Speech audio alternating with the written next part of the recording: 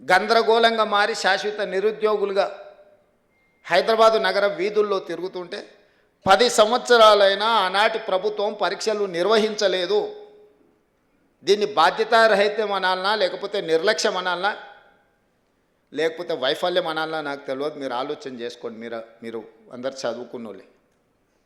ఈరోజు డిసెంబర్ 7, 2023 నాడు నేను బాధ్యత చేపట్టిన తర్వాత ప్రతి డిపార్ట్మెంట్లో గత 10 సంవత్సరాలుగా ఇచ్చిన నోటిఫికేషన్లన్నీ, నిర్వహించిన పరీక్షలన్నీ, ఫలితాలు విడుదల కాకుండా కోర్టు న్యాయస్థానాలలో చిక్కుముళ్ళని, ఒకవేళ పరీక్షలు నిర్వహించిన ప్రశ్నపత్రాలు జిరాక్స్ సెంటర్లలో అమ్ముడువైన పరీక్షలన్నీ, ఈ కోచింగ్ సెంటర్ల చుట్టూ ఇన్ని లక్షలాది మంది తిరుగుతుంటే ఇది మొట్టమొదటి ప్రధాన సమస్యగా మా ప్రభుత్వం భావించి 10 సంవత్సరాలు నోటిఫికేషన్లు లేకపోతే పరీక్షలు నిర్వహించకపోవడం, న్యాయస్థానాలలో చిక్కుముళ్ళుగా ఉన్న వాటిని అన్నిటిని ఒక్కొక్కటిగా పరిష్కరించుకుంటూ 57,924 ఉద్యోగ నియామక పత్రాలు ఎల్బీ స్టేడియంలోనో లేకపోతే రవీంద్ర భారతిలోనో ఏ పిల్లలకైతే ఉద్యోగాలు వచ్చినాయో వాళ్ళ తల్లిదండ్రులతో సహా అందరినీ పిలిచి నేనే స్వయంగా ఒక సంబరాన్ని వాళ్ళు ఆస్వాదించే విధంగా వాళ్ళ జీవితంలో ఒక మరుపురాని గొప్ప అనుభూతిగా నిలబడాలి, వాళ్ళందరినీ నేను చూడాలి, వాళ్ళందరి కళ్ళల్లో సంతోషం ఆనందం చూస్తే మేము నిజంగా మా లక్ష్యాన్ని చేరుకున్నట్టే అని చెప్పి ఏ నియామకం కూడా యథాలాపంగా మీ ఇంటికి కాల్ లెటర్ పంపలే. మిమ్మల్ని అందరిని కూడా పిలిచి మీ కుటుంబ సభ్యుల మధ్యలో మిమ్మల్ని మా కుటుంబ సభ్యులుగా భావించి అది ఎల్బీ స్టేడియంలోనో లేకపోతే నక్లెస్ రోడ్డు మీద ఉన్న అంబేద్కర్ సాక్షిగాను లేకపోతే రవీంద్ర భారతిలో మీ మధ్యలోనే మీకు నియామక పత్రాలు ఇచ్చినాం.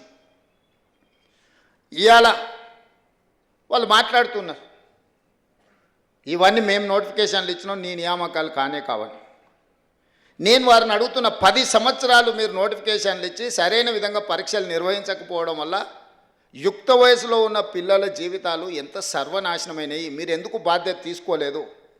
10 నెలల్లో మేము చేసిన పనులు 10 సంవత్సరాలలో మీరు ఎందుకు చేయలేకపోయినారని నేను అడుగుతున్నా. అన్ని నోటిఫికేషన్లు నేను ఇచ్చినా అని చెప్తలేను.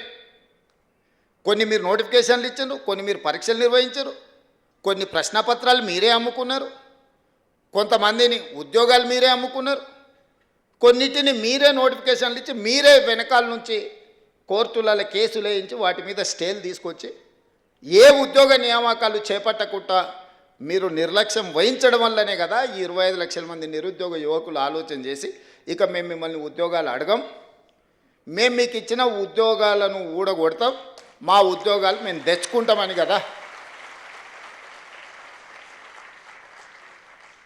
ఆ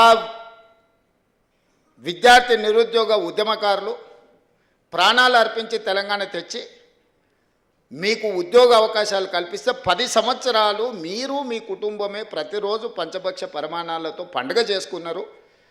మీ ఉద్యోగాలు మీరు ఆస్వాదించిండ్రు తప్ప ఈ పిల్లలకు ఉద్యోగాలు ఇవ్వాలని ఆలోచన చేసిండ్రా?